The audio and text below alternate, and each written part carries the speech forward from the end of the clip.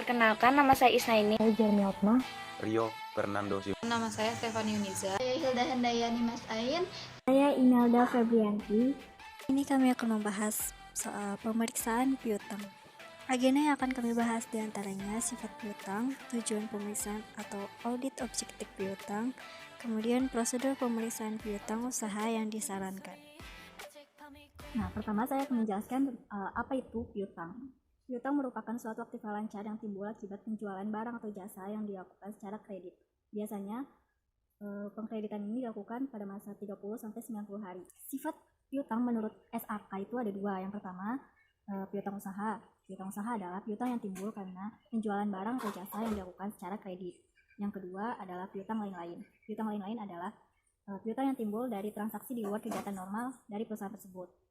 Piutang usaha dan piutang lain-lain ini diharapkan bisa ditagih kurang dari 1 tahun sehingga bisa diklasifikasikan sebagai piutang lancar.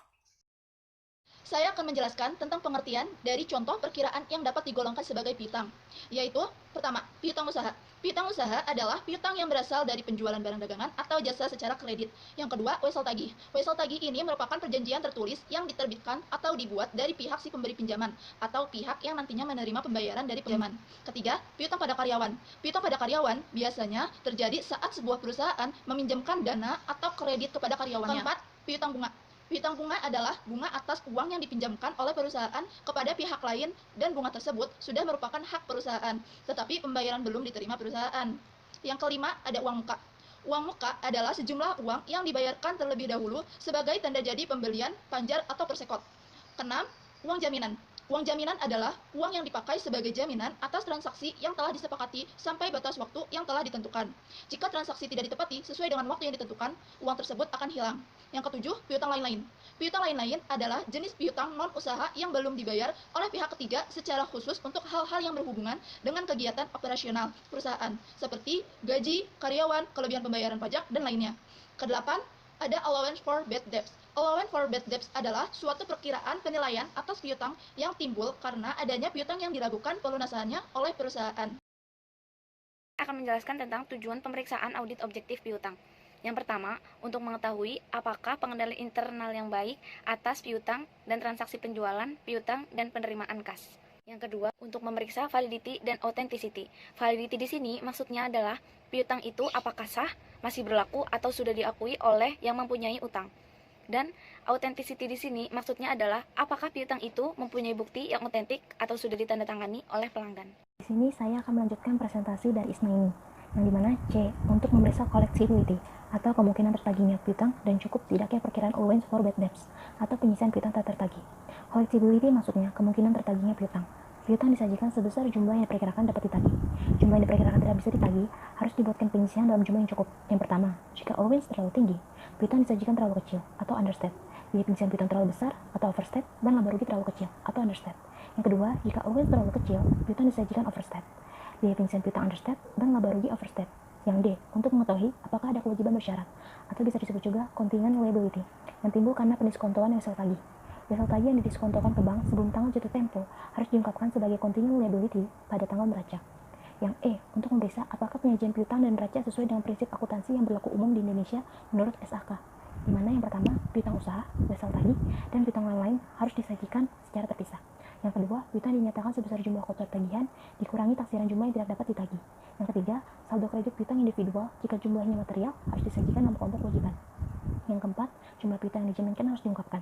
Yang kelima, kewajiban bersyarat dalam hubungannya dengan penjualan piutang yang harus disertai perjanjian untuk dibeli kembali kepada suatu lembaga keuangan harus dijelaskan. Prosedur audit dilakukan dalam rangka mendapatkan bahan-bahan bukti atau audit evidence yang cukup untuk mendukung pendapat auditor atas kewajaran laporan keuangan. Nah, di sini prosedur audit piutang usaha itu sebagai berikut. A. Pelajari dan evaluasi internal kontrol atas piutang dan transaksi penjualan piutang dan penerimaan kas. B. Buat top schedule dan subkonting schedule piutang per tanggal neraca. C. Minta against schedule dari piutang usaha per tanggal neraca yang antara lain menunjukkan nama pelanggan atau customer, saldo piutang, umur piutang, dan kalau bisa subsequent collection-nya. D.